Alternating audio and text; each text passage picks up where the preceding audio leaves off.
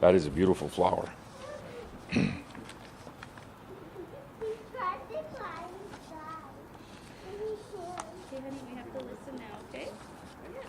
Are we ready, Hartley? Good morning, everyone, and we are here today at our Regina Wascana Plain campaign office with our candidate, Christine Tell. As well, we have Jim Ryder, our candidate for Rosetown Elrose, here today. Also joining us today is the Halverson family. Dustin and Allie, thank you for joining us today, and their children, 4-year-old Hartley, who is the star of the show, and 1-year-old Brody. Hartley has type 1 diabetes. I'm going to have a little bit more to say about her in a few moments. As we all know, Saskatchewan is the very best place for us in the world to live, to work, and to raise a family. I truly believe that. But we are not without our challenges in this province. We have healthcare challenges, yes. One of them is the high prevalence of diabetes. People living with diabetes must cope with a chronic condition that can be difficult to manage at times. In addition to the health challenges it creates, diabetes can also be very costly to manage. The Saskatchewan Party government has worked to support the people with diabetes in a number of different ways. There's coverage for a range of medications, and diabetes supplies is provided under a range of different programs.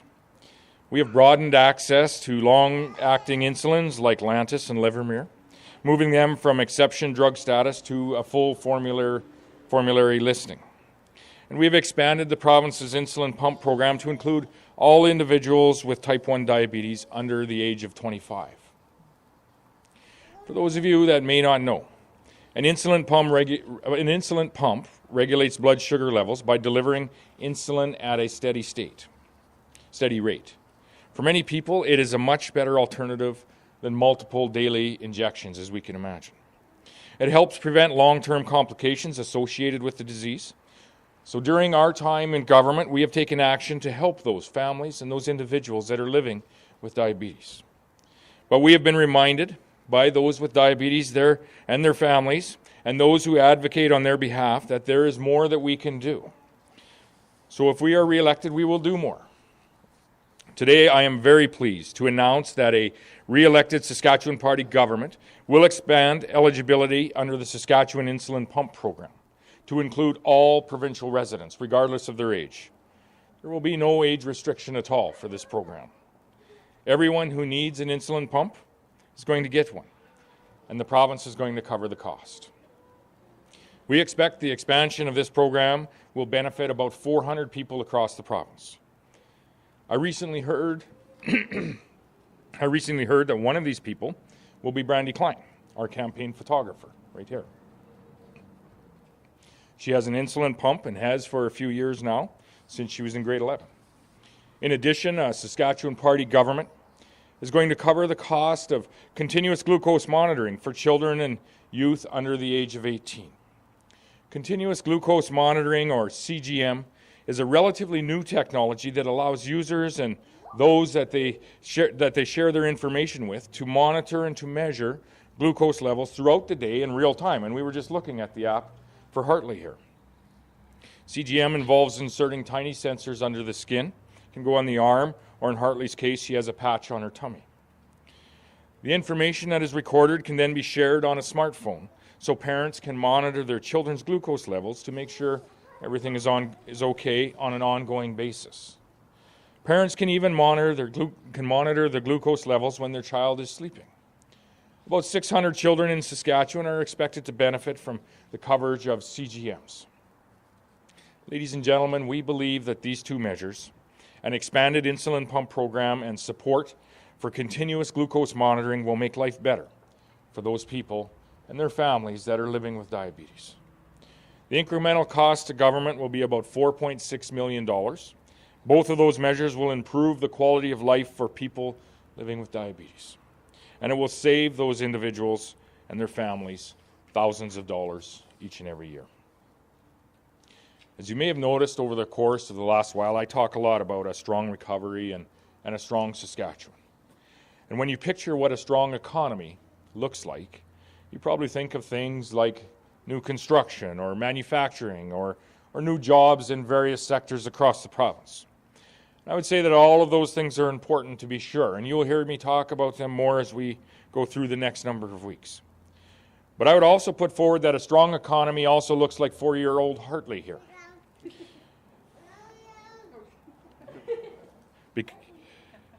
Because of what a strong economy allows us to do for her and for other children, just like Hartley. When you're 4 years old, you have a lot better things to do than monitor your blood glucose levels, as we can see here today. It means you can be a 4-year-old, and a 4-year-old exclusively. You can play and you can learn and you can grow like any other 4-year-old kid because of this new technology and because of the access to this new technology. It means that her mom and dad can afford to give her the chance to do just that, and many other moms and dads across the province, the chance to be a healthy, a happy little girl, while knowing that she is well at all times. So to me, a strong economy looks like Hartley, and you can't beat that in this province. A strong economy, strong families, and making life more affordable with people and families that are living with diabetes. That's our plan for a strong Saskatchewan. I'd like now to ask Dustin to come to the podium and explain just a little bit more about how this is working for Hartley and how it will work for other families across Saskatchewan. And then we'll take any questions.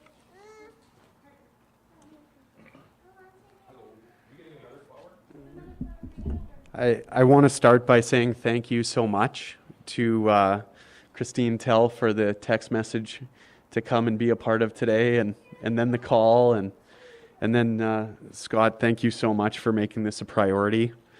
We've been very fortunate to have employment that covers the costs, and it's about $300 a month to have a glucose monitor. And I've said to my friends that this is so important that we would probably sell our house before we go without this, especially with a 4-year-old who was diagnosed at 2 years old. The swings in blood sugar, if anybody who knows a type 1 diabetic knows that it can be very rapid and dangerous if it's not monitored, and especially in the evening and at nighttime and through the night. We're able to get an alarm if her sugar levels are too high or too low.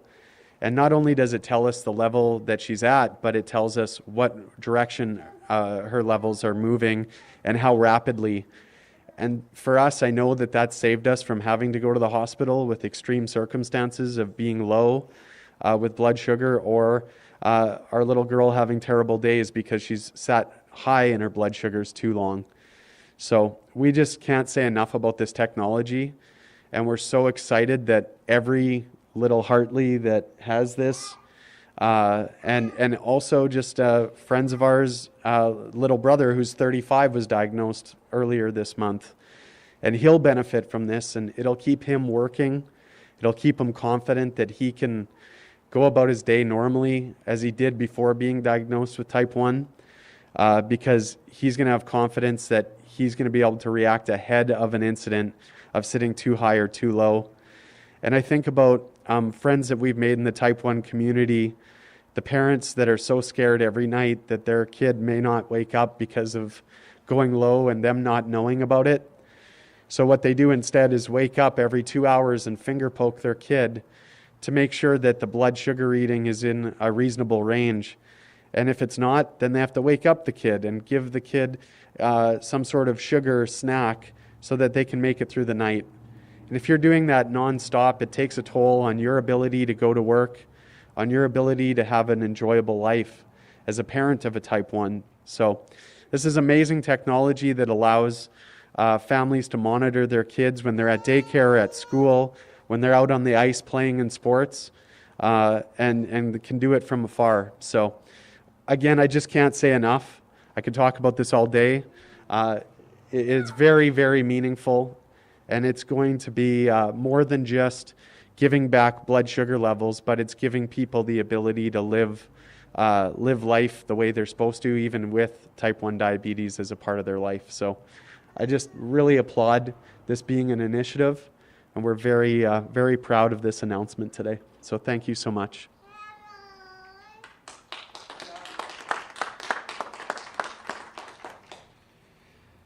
Thank you, Dustin, Ali, Hartley, and Brody for joining us here today and speaking as to the impact that this available technology will have on your family and ultimately the impact it'll have on other little Hartleys across the province. If there's any questions, we'd be happy to take those.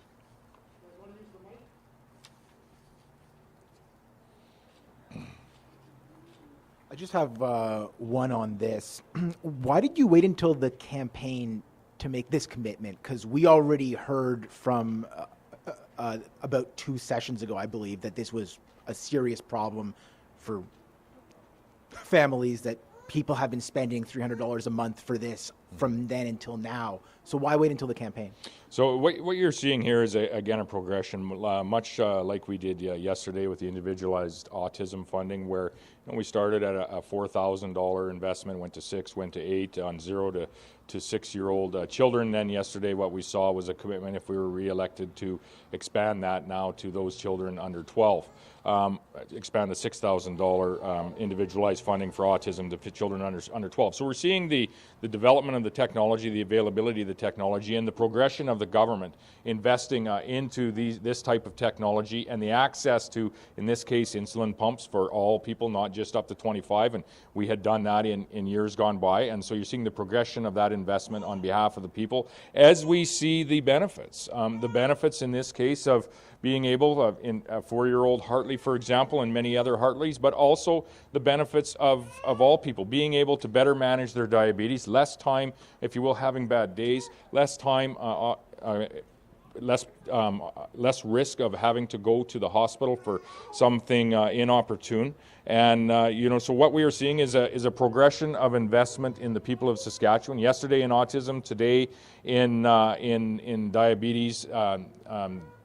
Investment in people, really, in managing their diabetes and making life more affordable for families across Saskatchewan.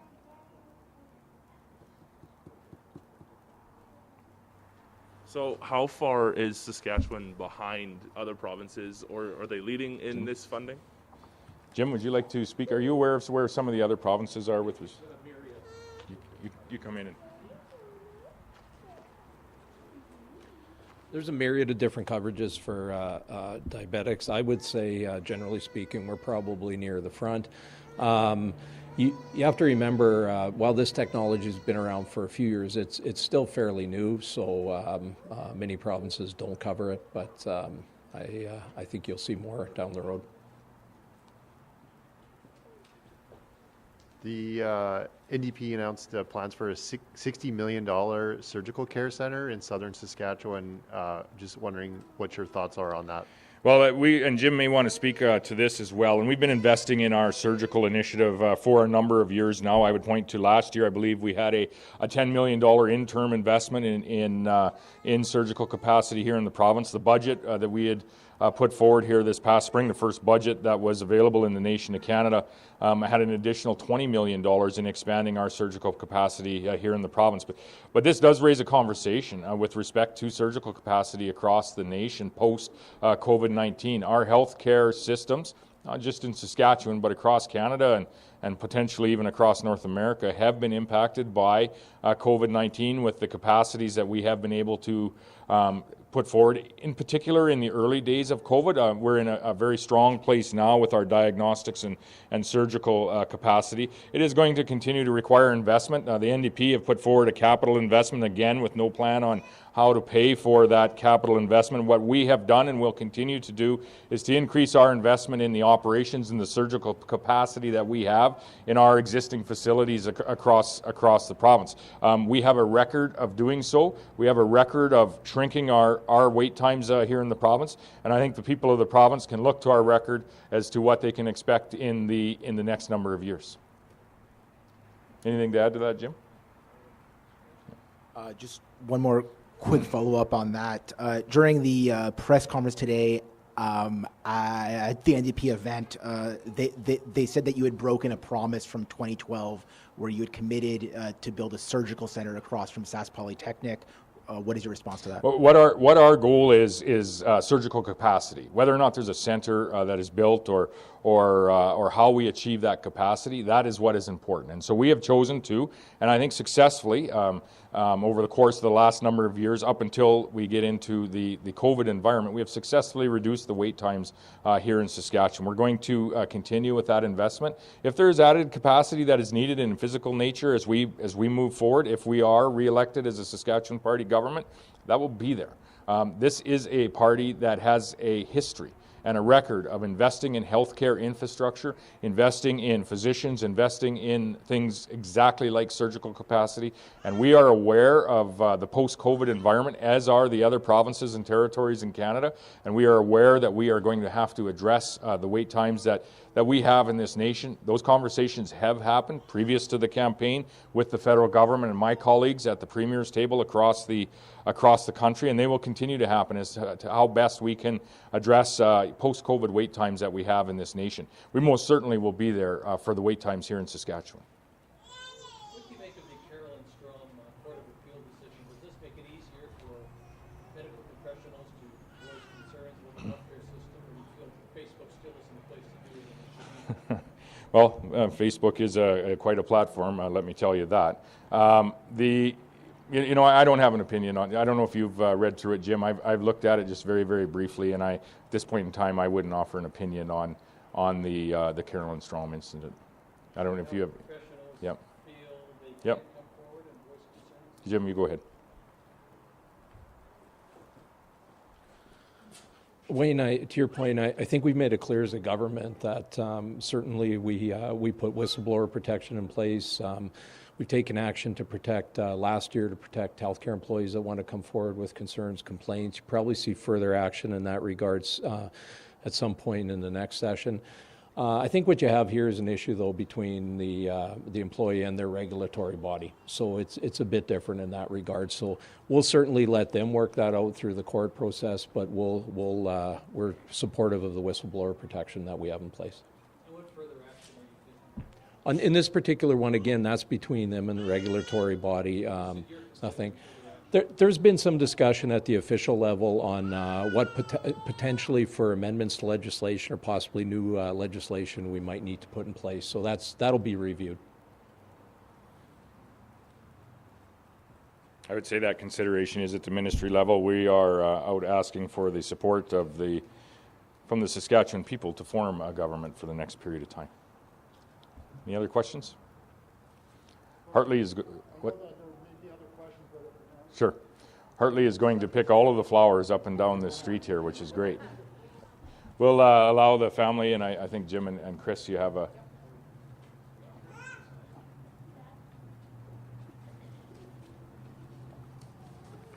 Thank you very much for attending today.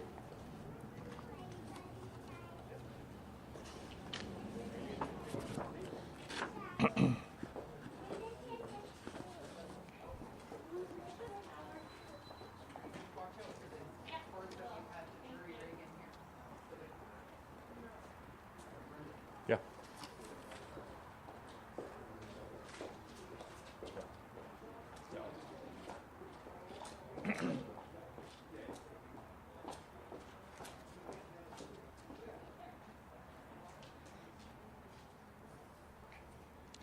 Thank you, everyone, for coming this morning. And I can address a few questions that may be more personal in nature and allow the Halverson family and the ministers, the candidates to go and have a little chat. I would just start off with a very quick statement. As you know, I have previously disclosed and spoken to an impaired driving conviction that I had in 1992, as well as a 1997 automobile collision that I was in, where there was a fatality. In 1994, I would just say that in 1994, when I was 20 years old, I was also charged with impaired driving and leaving the scene of an accident. Those charges were later withdrawn because I was not impaired and I did not leave the scene. I exchanged information with the owner of the other vehicle and I called into the accident to the police. Because the charges were withdrawn, the incident has not been part of my public disclosure, but I am doing so now, as I expect to be asked at some point in time, in particular in the environment and the atmosphere that we are operating in here today. As you know, I have always talked freely and publicly about my personal past, and as a young man, I admit I have made some poor choices. However, I have learned from those mistakes, and that's not the person that you see before you here today. If there's any questions, I'd be pleased to answer those. Can you please provide more information around the circumstances of this 1994 situation? You say that you were charged, they were dropped. What exactly took place? I was charged with there was a car accident in the community where I live in Shelburne, which I was driving. We had phoned the accident into the police. We exchanged information with the other driver, and there was charges that were put forward, but those charges were later stayed or dropped by the prosecution. What do you say to people who are now calling into question your judgment, and their level of trust may be affected by the fact that you've been in office since 2011 as an MLA, 2 years as Premier now again, and we're only hearing about this now? What do you say to people who say, I just don't trust you anymore, Scott? I would say to this particular incident, I was innocent. And the courts did drop the charges that were originally put forward. With respect to and I was 20 years old at this point in time. The previous incident, I believe I was about 18 years old, and the 1997 automobile accident was I was 23 or 24 years old at that point in time. These are part of who I am. I have never hid behind anything that I have done. I have fully disclosed and talked about numerous times about both of those incidents.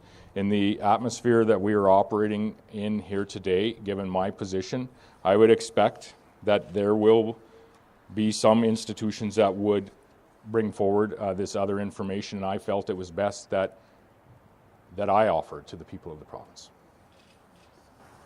Were you administered a breathalyzer, or did the police attend at the scene of this? No, there was no breathalyzer. So we're going at evidence somebody gave. I couldn't say that. At the end of the day, as I said, the charges were stayed, and that was because I was innocent. In the case of that incident, were there any injuries to the other drivers or passengers in the vehicle? So now we know of 2 criminal charges with 1 conviction plus the one driving without due care. One was stayed, yes. Yes. Or removed or pulled. Are there any other No. criminal charges or serious driving infractions that you have been faced with? Why are you coming out with this information now? Did a journalist, or did you get wind that an opposition party or a publication ask pointed questions, and is this an attempt to get ahead of that? Well, as I said, I have not disclosed this information, as I was innocent in this case. We have been made aware that there are some politically motivated organizations that are reaching out. I expect that this will become public, and if it is going to become public, it should be me that provides it to the people of this province. There have been questions for your 1997 collision. There have been questions asked online about the circumstances of that, including by families of the woman in the other vehicle. This is an opportunity, sir. Would you like to clarify what exactly happened in that 1997 collision? Would you like to clarify any of the circumstances to address the questions people may have about why that happened? Sure, I will for one final time. I had breakfast with my grandparents. I then was going out to the farm to commence spraying for the day, as it was spring seeding, and I crossed the highway when it was unsafe. I have reached out to my family again the last couple of days, and I think everyone understands that this is an incident that is deeply personal to me. So when this discussion occurs, I am going to reach out and offer my apology to the family. I will be reaching out to the family of the lady that was, of Joanne, that was in the vehicle. I will be offering my apology. And again, this is something that is very personal to me. So when this discussion occurs, I feel it's important that it occurs in a very meaningful way, and I don't believe that the politically charged atmosphere, the politically charged environment of a campaign is the appropriate time for this discussion to occur. So like I said, This is something that is very, very personal, deeply personal to me. It's something that I, from here on, will not be discussing publicly again. And I would ask you to respect that.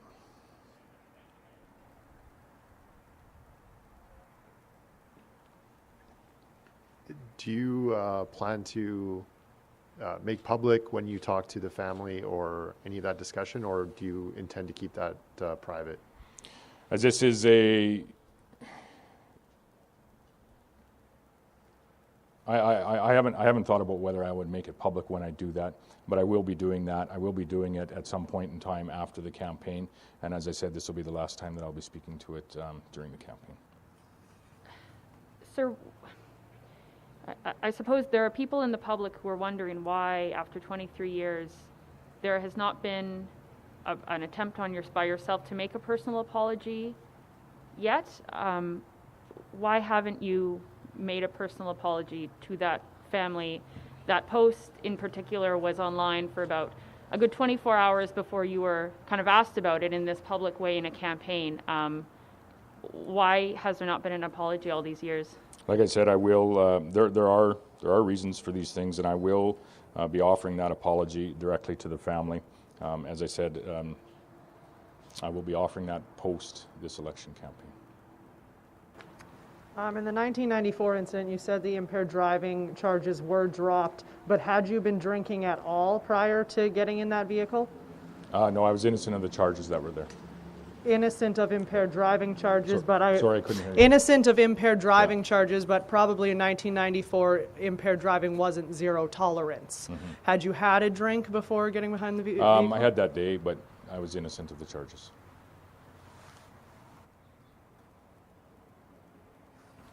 Sir, what have the last 24 to 48 hours been like for you?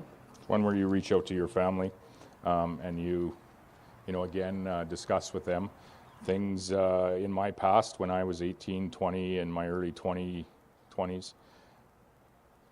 And you quite frankly ask them to not pay attention to the media, and you ask them to not pay attention to social media in particular during this time. These are part of who I am. I've never hid from my past.